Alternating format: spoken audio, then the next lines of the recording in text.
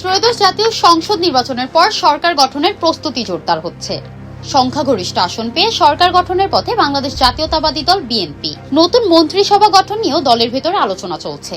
আর এর মধ্যেই সামনে এসেছে আরেকটি গুরুত্বপূর্ণ প্রশ্ন, নতুন রাষ্ট্রপতি কে হচ্ছেন। দলীয় একাধিক সূত্র বলছে, রাষ্ট্রপতি পদের জন্য জোরালোভাবে বিবেচনায় আসছেন বিএনপির স্থায়ী কমিটির সদস্য খন্দকার মোশাররফ হোসেন। এছাড়া আলোচনায় রয়েছেন স্থায়ী কমিটির আরেক সদস্য নজরুল ইসলাম খান। নির্বাচনে বিএনপি 209টি আসনে জয় পেয়েছে।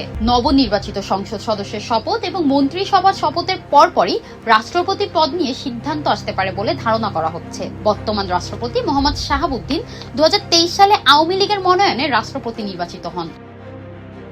সংবিধান অনুযায়ী তার মেয়াদ 2028 সাল পর্যন্ত থাকলেও তিনি আগেই পদ ছাড়ার আগ্রহ প্রকাশ করেছেন।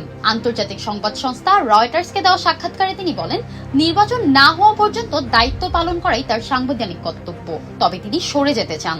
রাষ্ট্রপতির প্রতিকৃতি সরিয়ে ফেলার ঘটনায় অপমানিত বোধ করার কথাও জানান তিনি।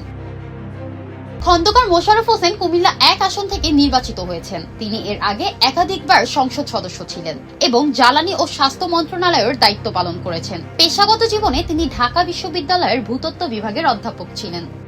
অন্যদিকে নজরুল ইসলাম খান সাম্প্রতিক নির্বাচনে বিএনপির নির্বাচন পরিচালনা কমিটির আহ্বায়ক ছিলেন এবং দলীয় কর্মসূচিতে সক্রিয় ভূমিকা রেখেছেন। তবে দলীয় সূত্র বলছে, তাকে রাষ্ট্রপতির বদলে প্রধানমন্ত্রীর রাজনৈতিক উপদেষ্টা করারও চিন্তা রয়েছে।